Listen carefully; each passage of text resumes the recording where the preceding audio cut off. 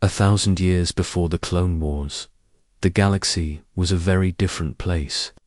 The Republic was already ancient, even back then, but it wasn't the beacon of peace and justice we came to know in later eras. No, this was a time of darkness. A time when the Sith were at the height of their power. They weren't hiding in the shadows, and they weren't plotting in secret from forgotten worlds. The Sith were an empire, one that rivaled the Jedi in sheer numbers and dominated vast stretches of the galaxy, and among these Sith was one manner human male who would change everything. His name was Darth Bane, born on Moraband, the ancient homeworld of the Sith. Bane wasn't just another Dark Lord. He was destined to become perhaps the most influential Sith who ever lived, but not for the reasons you'd expect. Picture Moraband, blood red, sands, crimson skies, a world steeped in dark side energy. Ancient temples and tombs of long-dead Sith Lords dotted its harsh surface, silently whispering secrets of power to anyone strong enough to listen. This was the world that shaped Bane's earliest understanding of the Force and the dark side. During this era, the Old Republic was locked in a brutal, seemingly endless war with the Sith. But this wasn't like the Clone Wars or the later Galactic Civil War. This wasn't a war of ideas or politics. This was a war between light and dark, Jedi and Sith, and both sides had forces capable of devastating entire star systems. Bane served under what was known as the Brotherhood of Darkness, the Sith Empire of his day. On the surface, it seemed like the Sith had never been stronger. Their armies were vast, and dark side practitioners were everywhere. But Bane saw what others didn't. He saw the rot within. He saw how the Sith Lords constantly fought one another, how they schemed, sabotaged, and betrayed each other out of sheer hunger for personal power. Every victory against the Jedi came at a terrible cost, not just in blood or resources, but in unity. Sith would withhold intelligence, let each other fail, even assassinate one another, not for the greater cause, but for their own ambition. In Bane's words, they were victims of their own greed, and eventually the infighting reached a breaking point during the Jedi-Sith War. The Brotherhood of Darkness had the numbers, and arguably the power, to defeat the Jedi, but their lack of cohesion made them vulnerable. The Jedi, united in purpose even, if not always in strategy, used that weakness to their advantage. The war reached its climax on the Midram planet of Rusan in 1032 BBY. It should have been just another battle in the long war, but instead it became the end of an era. The Sith forces, divided and distrustful, fell quickly before the coordinated Jedi assault. What could have been a hard-fought victory turned into a disaster. Sith Lords died by the dozen, by Jedi blades, many through betrayal from within. And in the chaos, Bane did something no one expected. He didn't fight to the death with the rest of the Brotherhood. He orchestrated their destruction. The full details are lost to history, but what is known is this: when the dust settled on Rusan, the Jedi believed all the Sith were gone, all but one. From the ashes of destruction, I was the last survivor. Bane would later say, but that wasn't luck or skill in battle, it was by design. Bane had realized that the Sith, as they were driven by greed, consumed by rivalry, were doomed to fail. Their very philosophy made them strong individually, but weak collectively. And that weakness made them easy prey for the Jedi. So, in the aftermath of Rusan, as the Jedi celebrated their apparent final victory, Darth Bane made a decision that would echo across 1,000 years of galactic history. The Sith would survive, but not as they had been, not as a massive empire, not as an order filled with dozens or hundreds of Dark Lords constantly undermining one another. No, the Sith would become something new, something hidden, something patient. The galaxy thought his kind extinct. But Bane, he was just getting started. He began building a new plan. A plan not just to survive, but to win. Truly win. Because Bane understood something that his fallen brothers never did. True victory doesn't always come through overwhelming strength.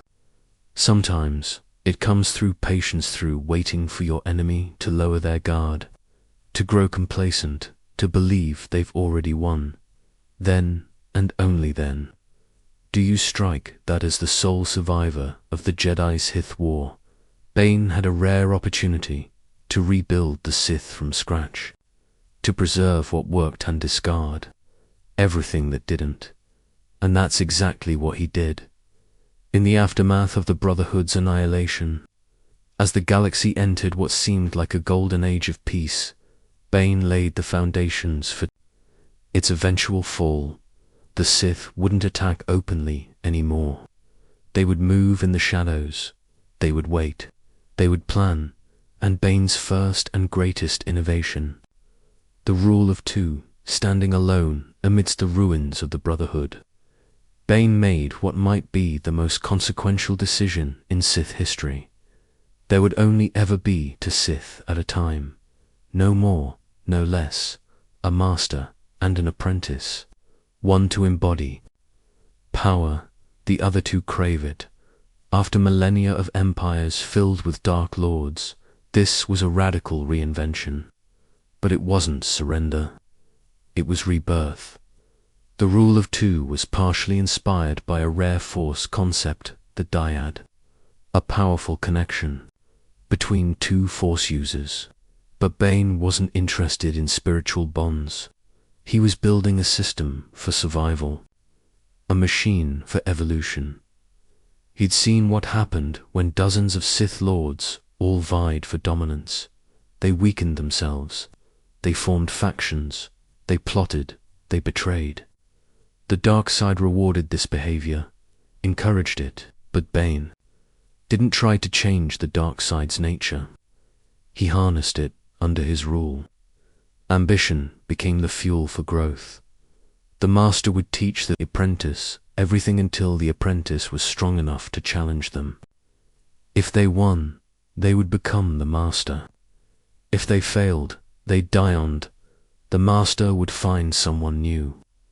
It was a brutal cycle, but one that guaranteed only the strongest would survive. This wasn't just Sith evolution, it was Sith natural selection, but there was more to it than survival.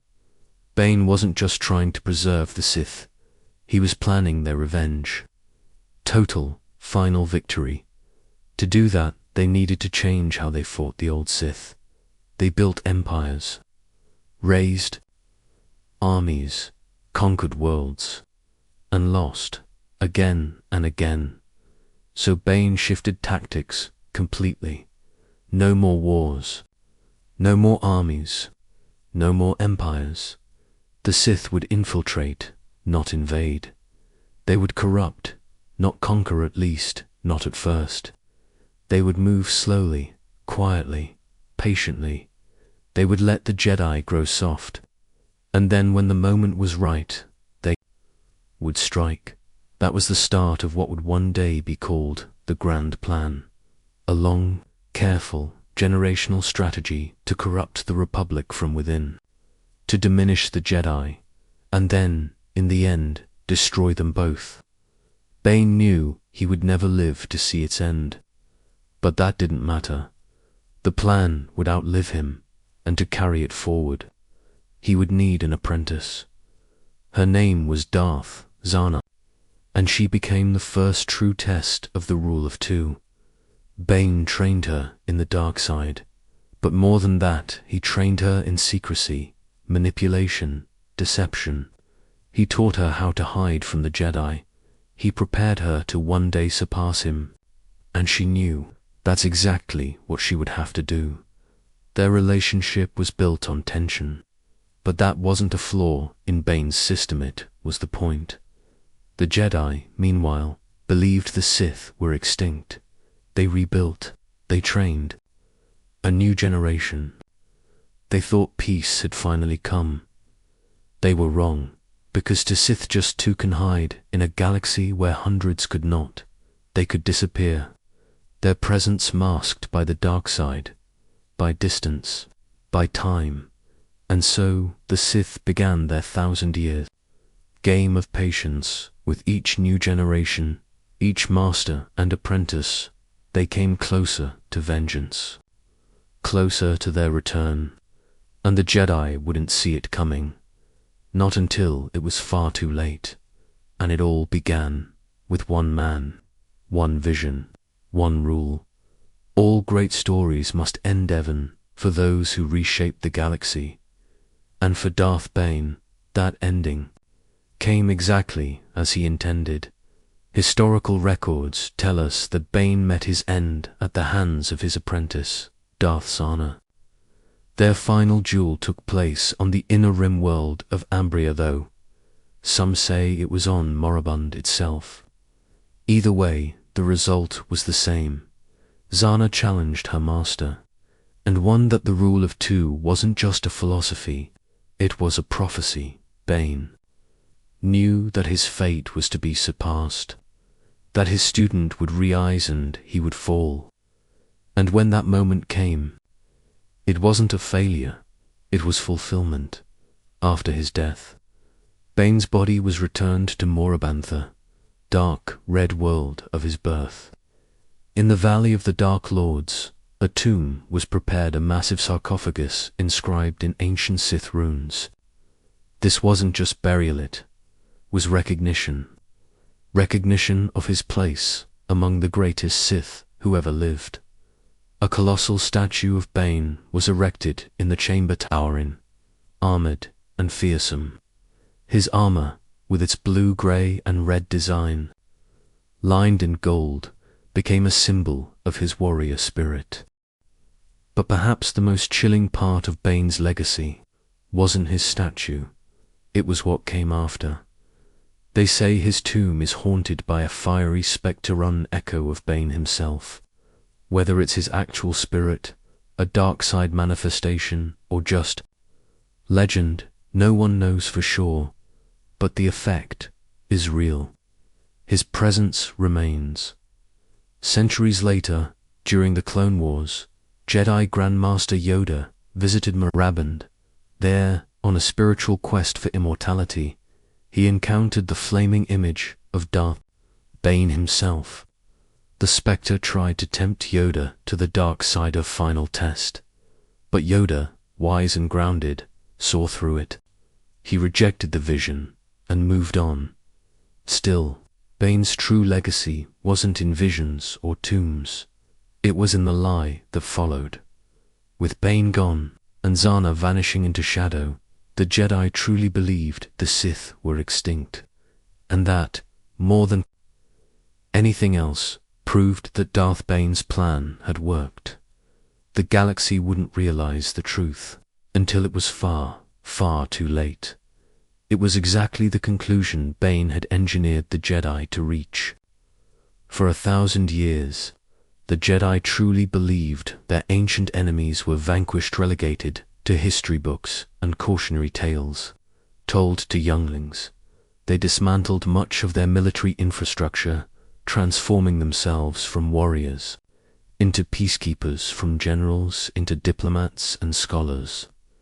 The Republic itself grew comfortable, even complacent, in this new era of so-called peace, with no Sith threat looming over them. But all the while, Bane's true legacy continued in perfect secrecy. Zana took on an apprentice of her own, passing down not just Sith knowledge, but Bane's grand vision. That apprentice would eventually challenge and replace Zana, continuing the cycle. And generation after generation, the rule of two ensured that the Sith not only survived, but grew stronger with each succession patiently working toward their ultimate goal, This secret lineage stretched across a millennium, with each master and apprentice pair adding their own unique contributions to the grand plan, while maintaining absolute secrecy. The Jedi remained oblivious to the hidden threat growing in their midst, never suspecting that their ancient enemy wasn't just surviving, but thriving in a new form. The path Bane had established remained unbroken until it reached its culmination. In Darth Sidious and his apprentice Darth Vader, these final Sith Lords in Bane's lineage would achieve what countless Sith empires had failed to do: the near-total destruction of the Jedi Order, and the transformation of the Republic into a Sith-ruled empire. This was the true genius of Bane's vision. He understood that the Sith had been fighting the wrong war in the wrong way. Direct confrontation had failed them again and again, but patience, deception, and carefully targeted manipulation, those could succeed where brute force could not. And by accepting that he wouldn't live to see the final victory, by creating a system designed to span generations, Bane ensured the Sith would ultimately triumph. The irony: most beings in the galaxy never even knew Darth Bane's name, yet his influence shaped their lives more profoundly than almost any other single individual in galactic history. The fall of the Republic, the rise of the Empire, the near extinction of the Jedi Order. All of these galaxy-altering events could be traced back to one man's decision to remake the Sith from the ground up. In the end, Bane's physical remains may have rested in a sarcophagus on Maraban, but his true monument was the 1,000-year plan that would eventually bring the galaxy to its knees.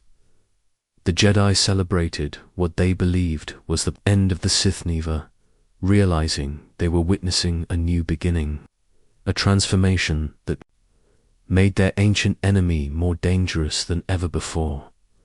1,000 years is a long time to wait for revenge. Most beings can barely maintain focus on a goal for a decade, let alone a millennium. Yet that's exactly what the Sith accomplished after Darth Bane's reformation.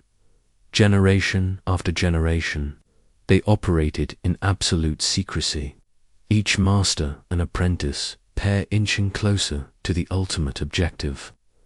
This wasn't just patience, it was strategic brilliance on a timeline few minds could even comprehend. The Sith were slowly infiltrating the very institutions the Jedi had sworn to protect. They wormed their way into banking clans, trade federations, political circles, eventually the Republic Senate itself. Each position of influence was like a piece on a Dedrick board, being arranged for a game that would take centuries to play out.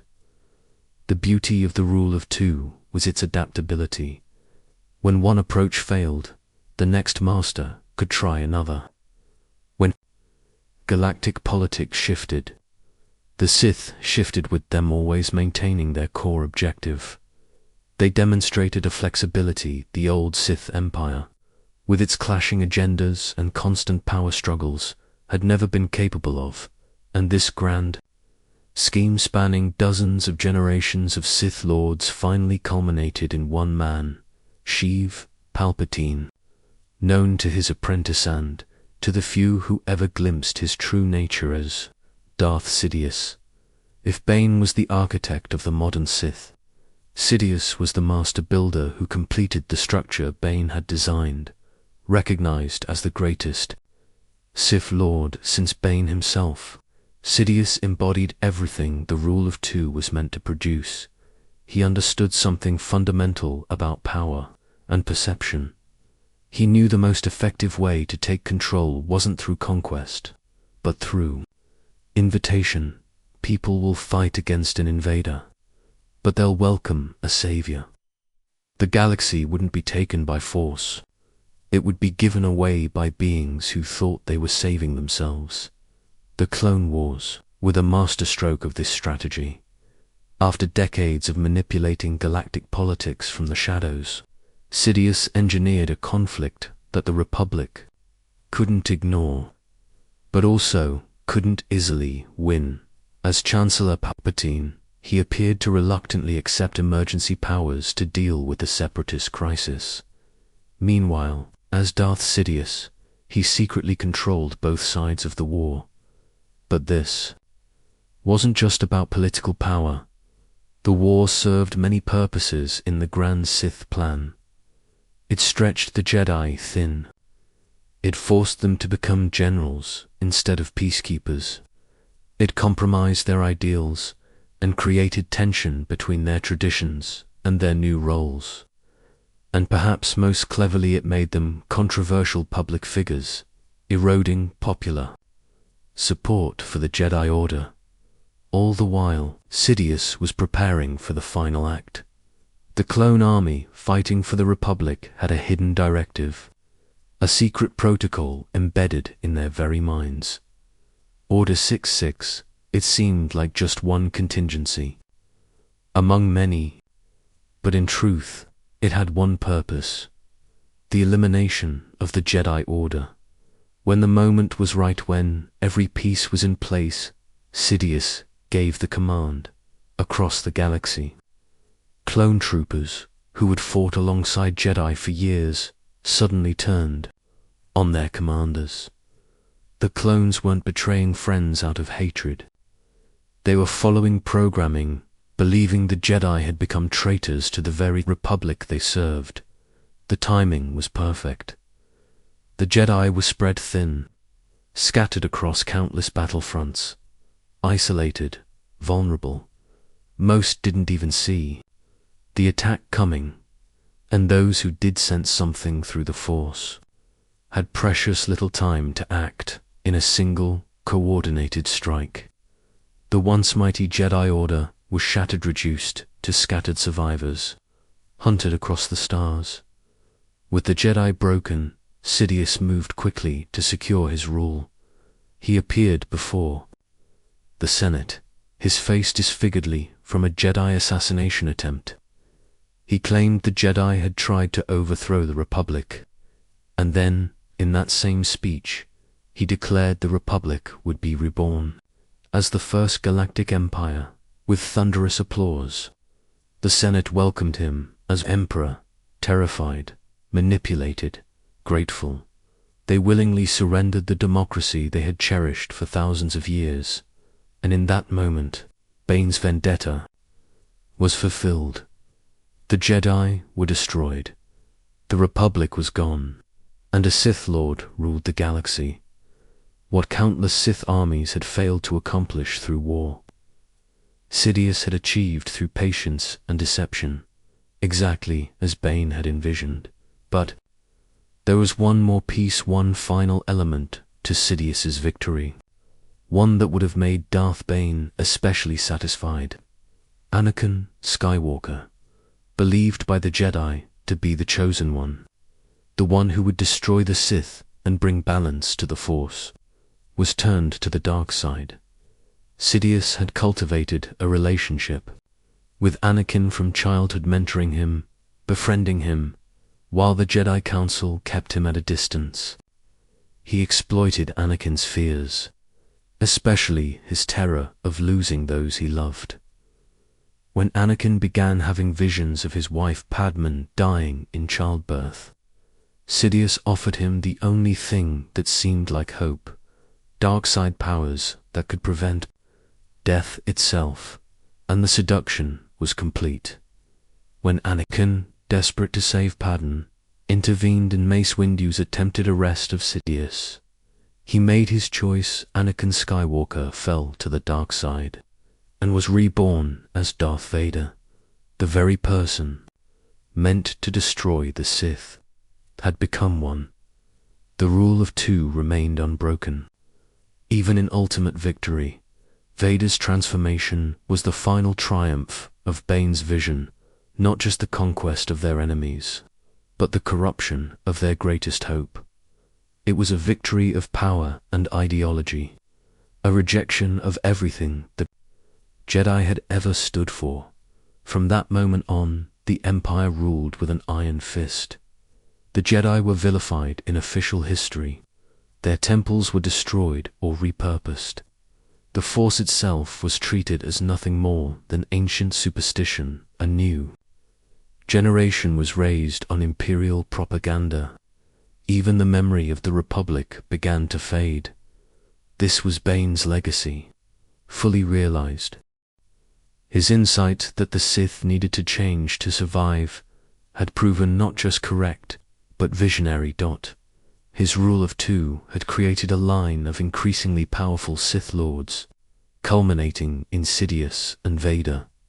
His 1,000-year strategy of patience and manipulation had succeeded where thousands of warriors had failed. His vision of Sith rule had come to pass, 1,000 years after his death. But in the Star Wars galaxy, death isn't always the end, especially for those strong in the Force. While most beings become one with the cosmic energy field upon death, some learn how to persist, how to retain consciousness long after the body has turned to dust. For the Jedi, this took the form of Force ghosts. The Sith, their path was more twisted, but their influence could echo across centuries. No one understood this better than Jedi Grandmaster Yoda in 19 BBY. As the Clone Wars reached their peak, Yoda embarked on a mysterious journey, not to a battlefield, but to Moraban, the ancient Sith homeworld, a place no Jedi had walked in thousands of years. He wasn't seeking battle, he was seeking knowledge, the secret of how to retain identity after death. A skill long believed impossible. It began when Yoda heard the voice of the long-dead Jedi Master Qui-Gon Jinn speaking to him from beyond the grave. If such a thing were possible, it would change everything the Jedi believed about life, death, and the Force itself. Yoda's path led him through a series of trials, tests not of strength, but of spirit, of wisdom, of will. They were orchestrated by strange entities called the Force priestessized beings, who guarded the deepest mysteries of the Force. These trials brought Yoda to the Valley of the Dark Lords. Among the crumbling temples and red sands, he entered the tomb of Darth Bane. From the sarcophagus, a fiery spectre emerged, Bane's spectral image. Clad in his iconic armor, he introduced himself as the creator of the Rule of Two, boasting of the legacy he'd left behind. But this wasn't Bane's actual spirit, not in the way Qui-Gon had returned. This was an illusion, part of Yoda's trial, created by the Force priestesses, drawn from the raw dark side energy that still clung to Bane's tomb. But the challenge was real. The spectre tried to tempt Yoda, to shake his convictions, to pull him toward the dark. But Yoda, calm and clear, refused. An illusion, he said. And with that, the spectre vanished, banished back to its tomb. It was mastery through understanding, not violence, and it showed that Bane's long shadow, while powerful, could still be resisted. Yoda's encounter bridged 1,000 years of history, linking the ancient Sith to the modern Clone Wars. For many viewers, it was the first time they glimpsed the legendary figure who had reshaped the Sith, and the encounter wasn't forgotten. It was later documented in hand-drawn maps by the artist Gamit Kond, preserved in the Graph Archive on Orcus II, along with drawings of Bane's fiery spectre. But Bane's influence didn't stop there. Years later, between 3 and 4 ABI, Luke Skywalker, struggling to understand his place as a duplicate consciousness of Elzarmon, a Jedi from the High Republic. This mind imprint showed Luke a golden age of the Republic, flourishing some 800 years after the fall of Darth Bane. Even this passing reference overwhelmed Luke, highlighting how much he still had to learn as he continued rebuilding the Jedi Order. Luke recorded what he learned in a book, The Secrets of the Jedi, including Bane and the Rule of Two. Sidious, meanwhile, wrote The Secrets of the Sith, also crediting Bane as the great Sith Lord who had survived the ancient purges and secured the Sith's future. 2 books, 2 legacies, 1 truth.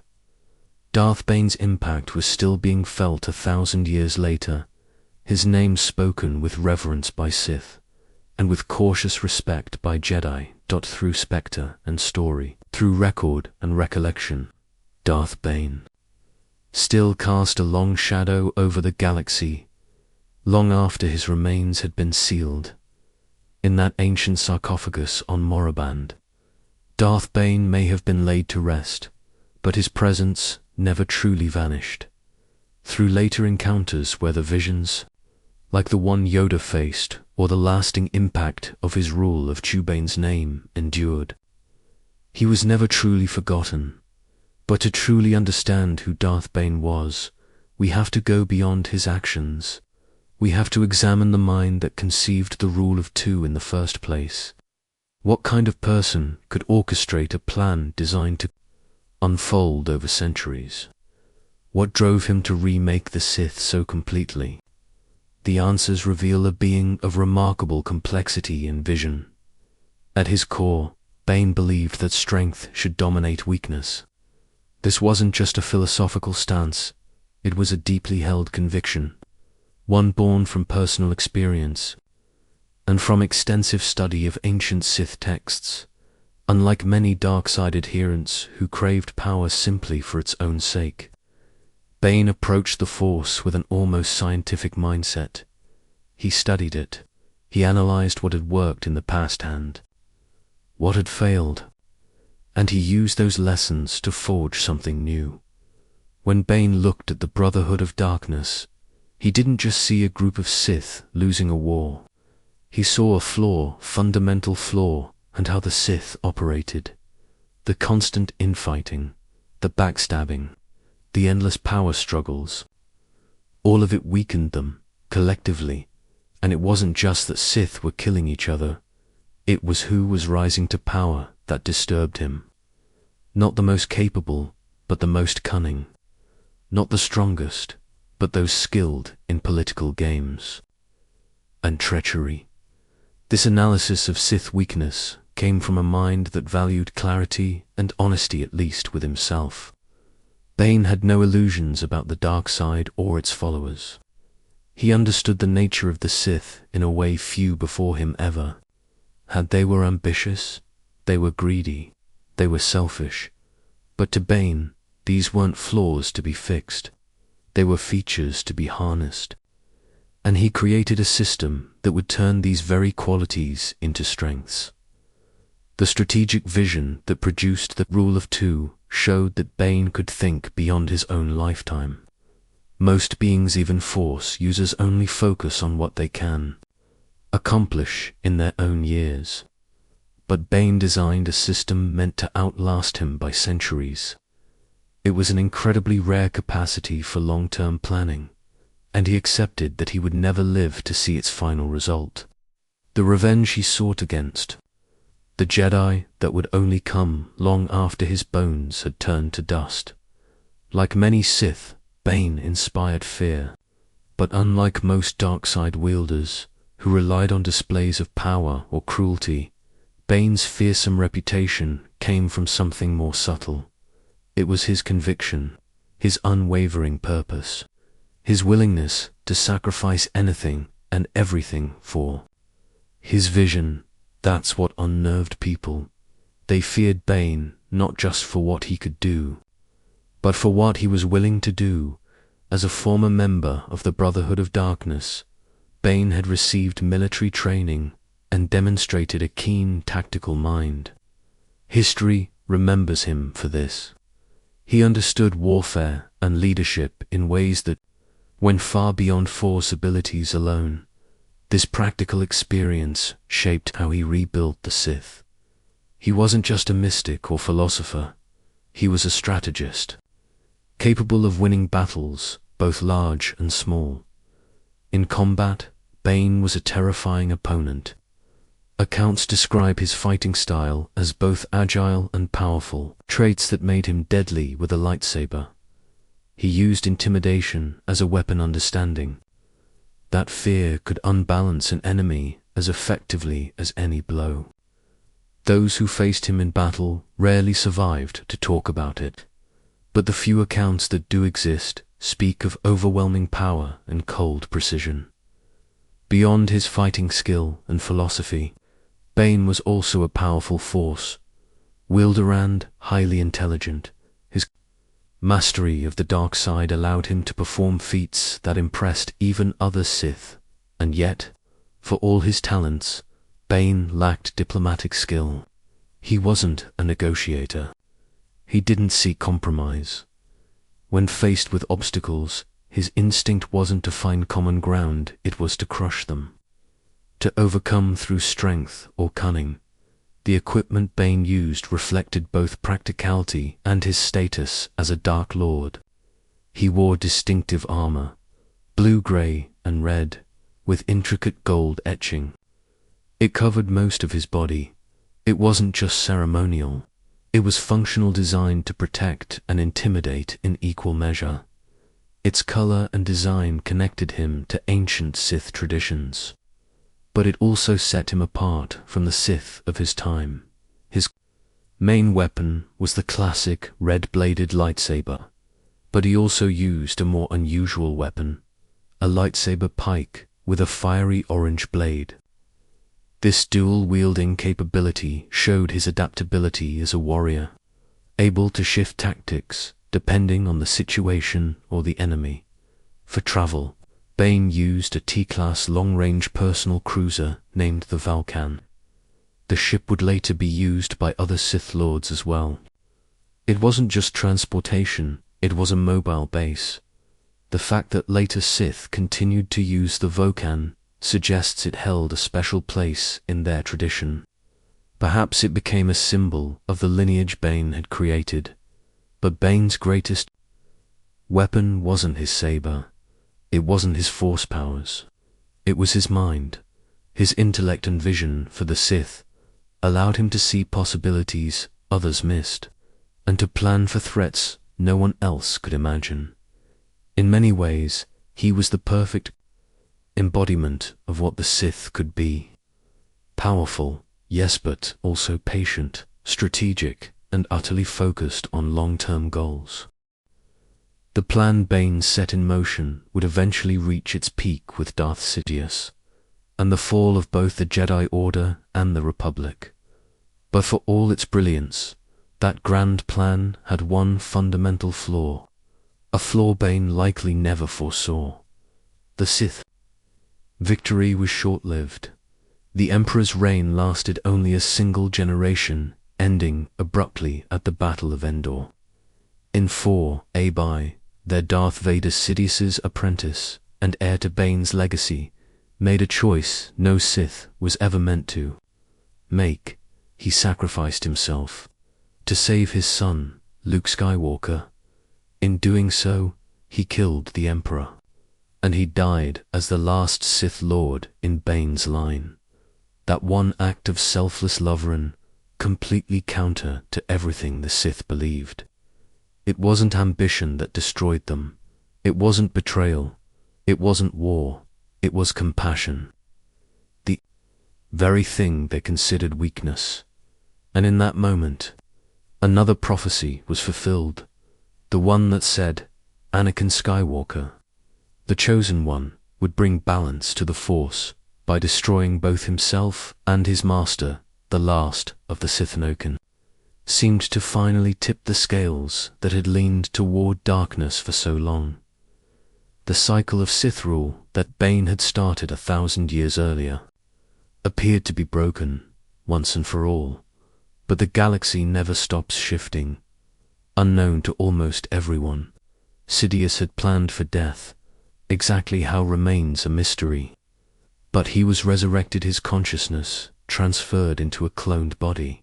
From the shadows, he created a being named Supreme Leader Snoke, to lead the First Order in his place. He continued to manipulate galactic events behind the scenes. That resurrection challenged the belief that Vader's sacrifice had ended the Sith.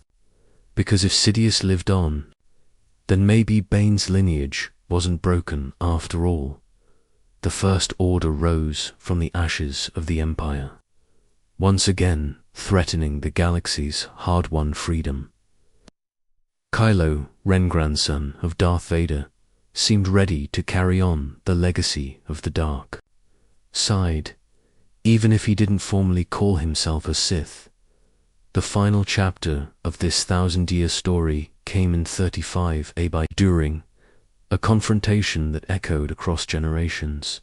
Sidious faced Rhea, young woman who would later be revealed as his granddaughter, and, drawing on the strength of all the Jedi who came before her, Rey defeated Sidious once and for all, bringing a true end to Bane's thousand-year vendetta hand, the Sith Order he had rebuilt in many ways.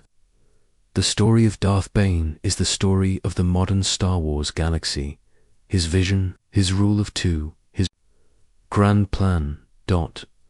All of it shaped events that unfolded long after he was gone, from the Clone Wars to the fall of the Republic, from the rise of the Empire to its final defeat. The long shadow of Darth Bane stretched through it all. What makes his legacy so fascinating is how it blends success and failure. He succeeded beyond what any Sith before him had. He created a system that let the Sith survive, grow stronger, and eventually dominate. But in the end, the same rule of two that preserved the Sith for a millennium also ensured their eventual destruction. By concentrating all Sith knowledge and power in just two individuals, Bane created a system that could be ended with the deaths of just two people. Perhaps the most important lesson from Bane's story is about the nature of the dark side itself.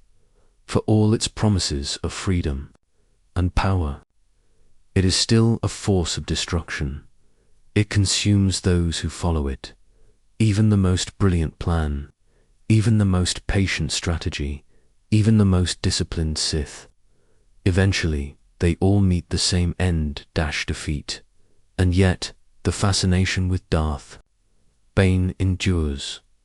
His tomb on Moraband, his fiery spectral appearances, his name, mentioned in Jedi and Sith records alike, they all speak to a figure who transcended the usual boundaries of memory in a strange way. Darth Bane did achieve immortality, not by conquering death, as so many Sith tried to do, but through the lasting impact of his ideas. Long after his body had turned to dust, the ripples of his choices continued to shape the fate of the galaxy.